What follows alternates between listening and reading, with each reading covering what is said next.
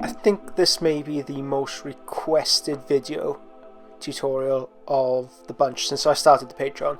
So this is how I go about creating marble effects with a brush and an airbrush.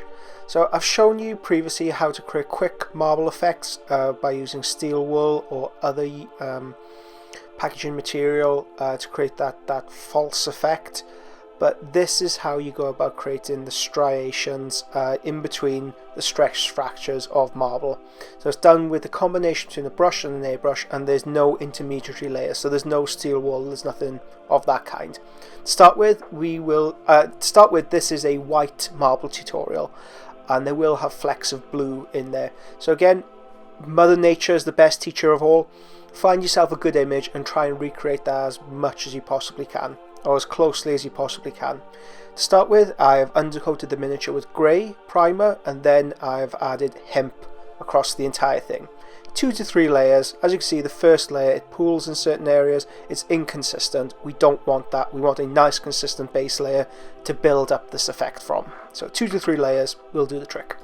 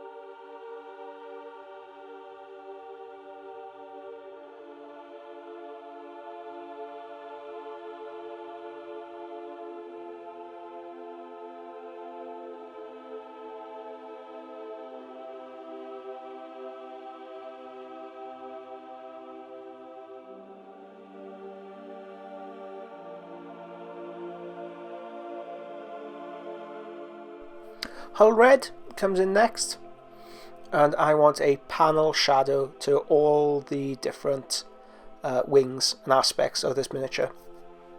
So you can see where I place them, I'm just defining the feathers and any features on the eagle head itself.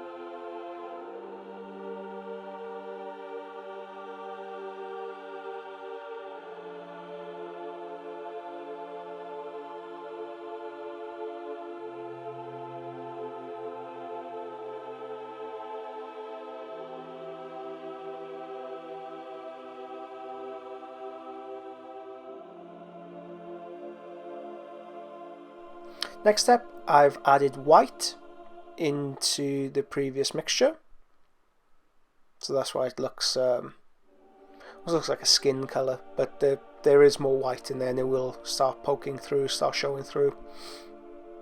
So this is hull red mixed in with a touch of white and black to desaturate it. Otherwise it would come out very, very red if you just added white to it. So make sure you add black and white, essentially adding grey to a hull red to create a bone colour.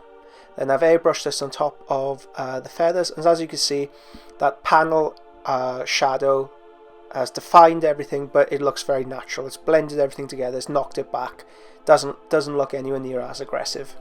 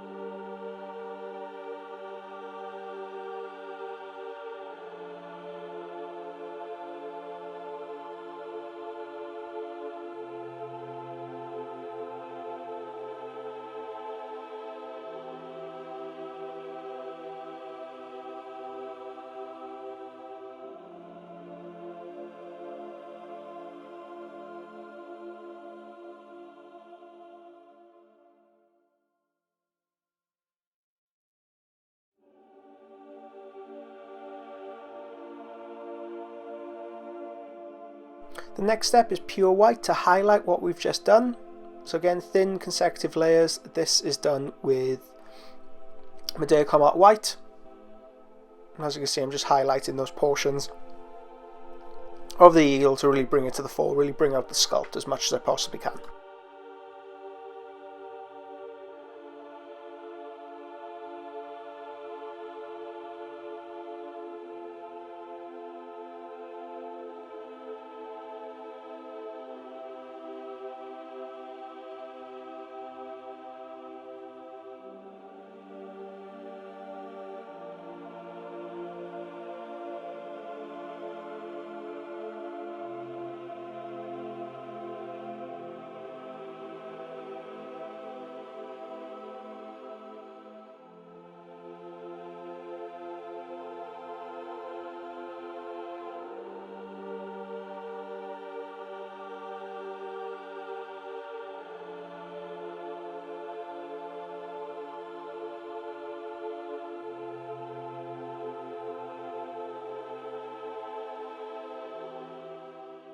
To add some contrast between the white marble and the base, the rubble and the base, I'm using German Dark Grey from VMC, Vallejo Model Colour.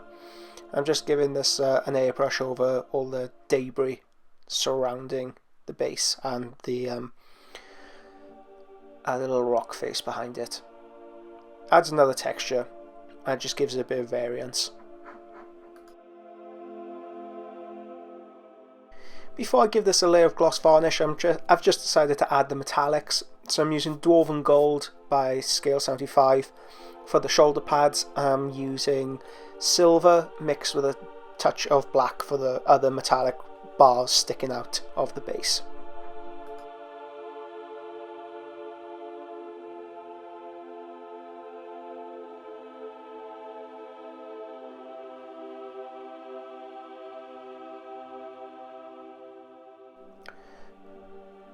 Lupercal green was then used for the shoulder pads. Just a single layer. Any weathering effects we place on top of this will help with the definition and depth of the shadow and highlighting layers.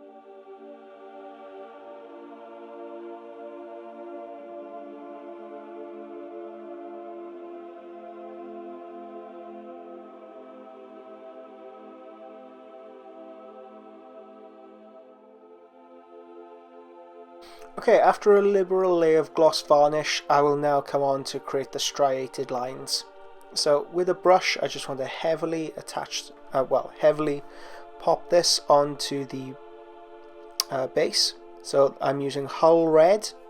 I've mixed this up with a touch of gloss varnish. Now, the effect we are trying to achieve here is a tidal mark. So unusually, we would do everything we possibly could to stop ourselves giving a miniature a tide mark. So a tide mark is created when you add a wash layer on top of something. It pools in an area, and as it begins to dry, it just drags down the miniature with gravity, creating a very unseemly wash mark. But we are trying to achieve that effect here, and I needed, in order to do that, and in order to aid us, we have broken the surface tension of the miniature by adding a gloss varnish and adding gloss into the paint itself. So have a look at how I used the brush initially. I've loaded up the brush with Hull Red. I've added it very thickly onto the miniature itself. I've allowed a couple of seconds for it to dry and to cure.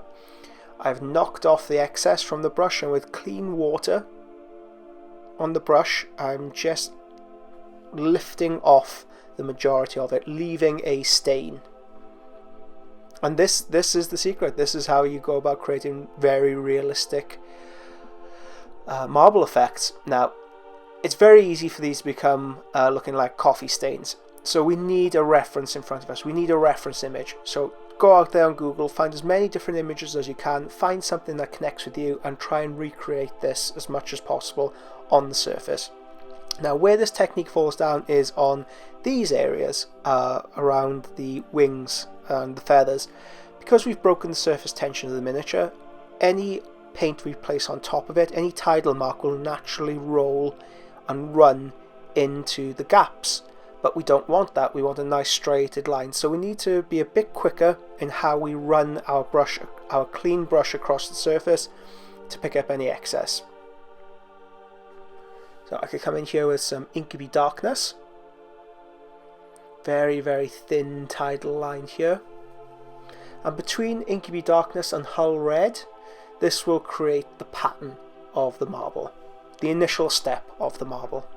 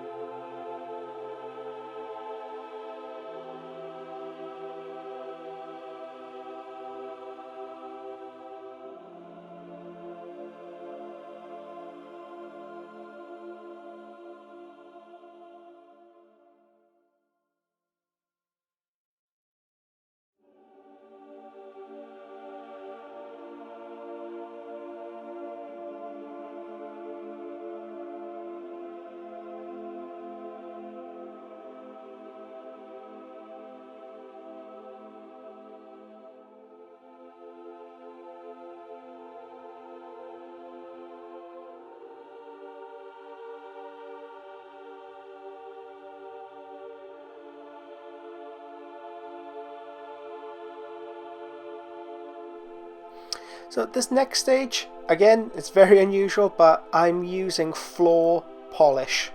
So just floor polish you can buy from any retail store. And I've applied this on top of the miniature. Now, this will again aid us in breaking the surface tension of the miniature. It will help us with the later stages of adding the striated lines, as well as the wash layers of white on top of this.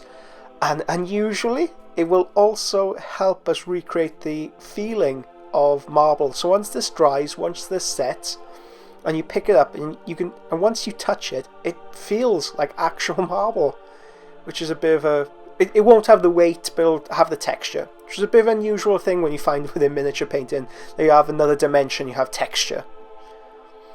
And I'll do exactly the same thing for the rest of Horus's base, so we'll be going through the same process again, creating the striated lines and the tide marks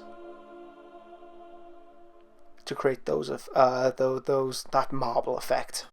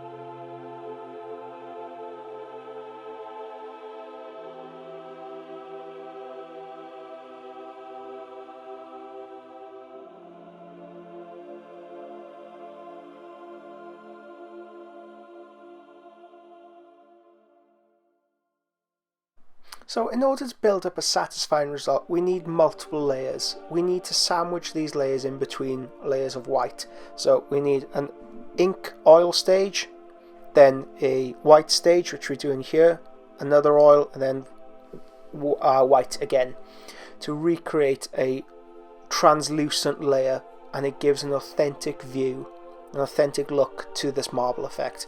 So on top of here, I'm just using pure white, just with a brush marrow white. Ivory would also be an excellent colour from Scale, nope, not Scale 75, Vallejo, mixing them up, I'm sorry.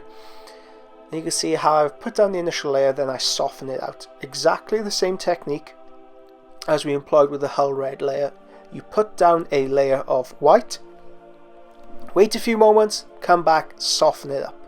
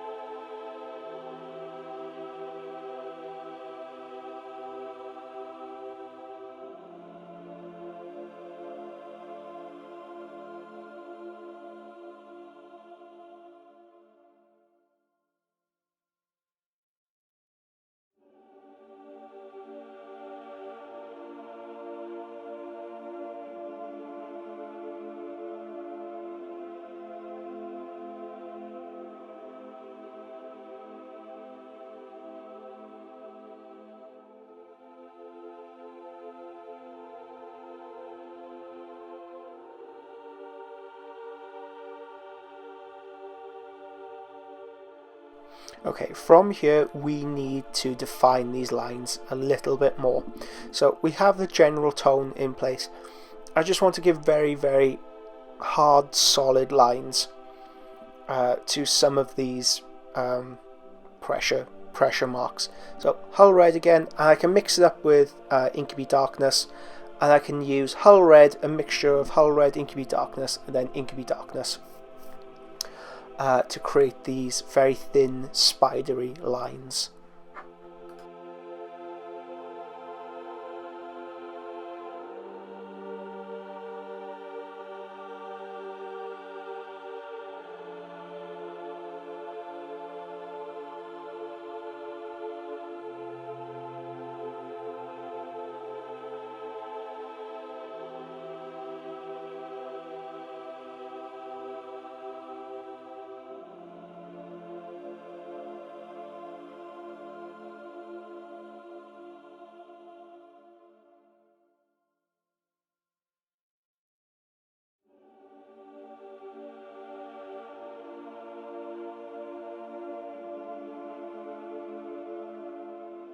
Okay, next step, oils.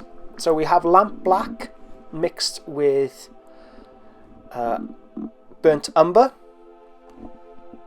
mostly burnt umber. I'm just placing this into all the gaps and crevices.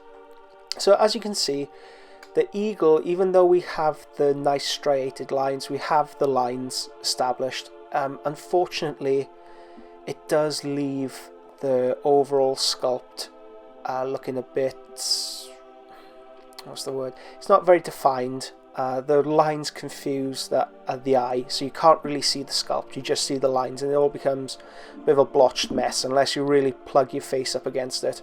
So this stage will help redefine the lines of the sculpt, give it artificial shadow, as well as maintaining those nice lines inside the marble itself.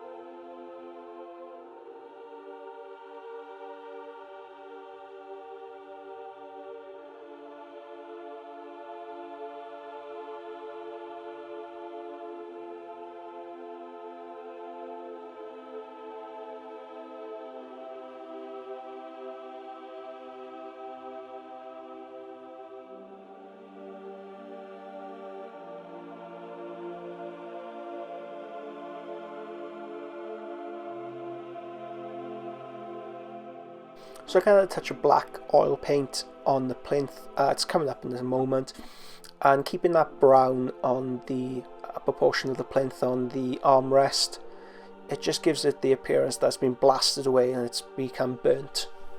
You can create these really nice translucent effects with oil paint. That was so hard to do with normal paint, but you could build this up very, very quickly here. So I want to continue on adding oil paint around the debris, around the rocks, just to give everything definition. When it does come to finally maneuvering it off with clear oil spirits, it will leave a nuance. It will leave more of a mid-tone than just leaving it the way that we have.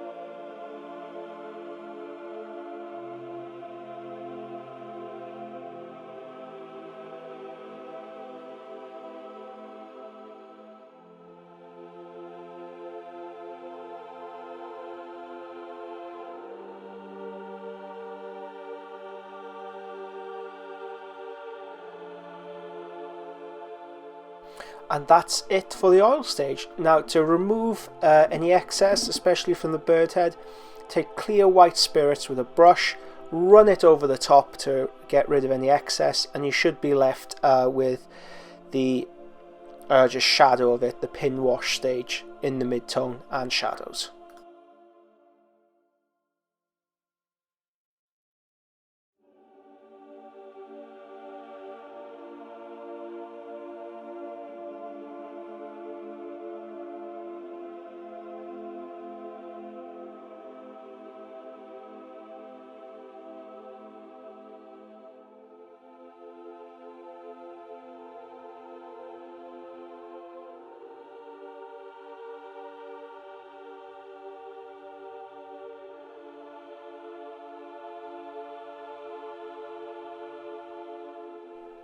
The messy stage, weathering powders. Okay, so have a good collection of weathering powders in front of you and use weathering powders that I believe are consistent with the rest of your basing scheme for your army. In this case, dark browns, a few sand colours, all mixed in together will give it that authentic feel of a battlefield, mashed up and debris falling around it.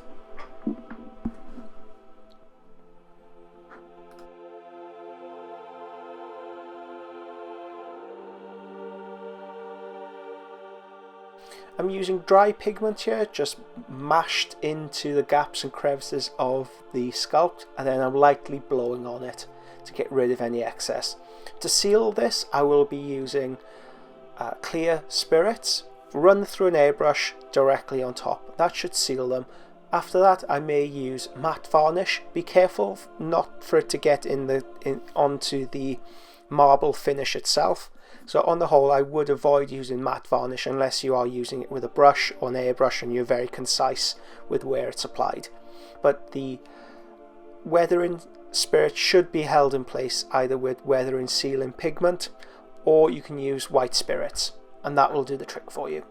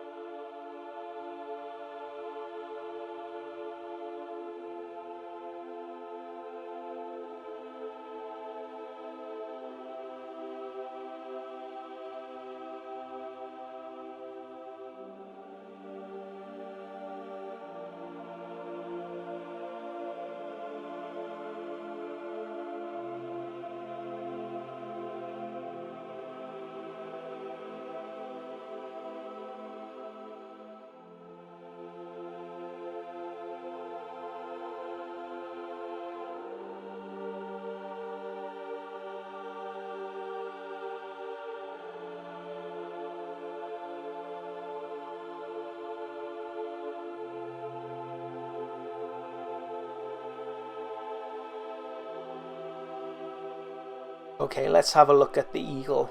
So for this, I've removed the excess oil, just leaving it in the recesses with clear spirits.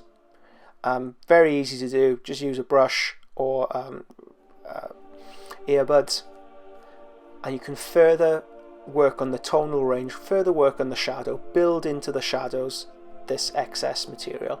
I've also run over the bottom of his cloak and the bottom of his feet to tie him into the base, because the last thing we want is a very dirty base, rubble strewn base, and a very neat clean Horus.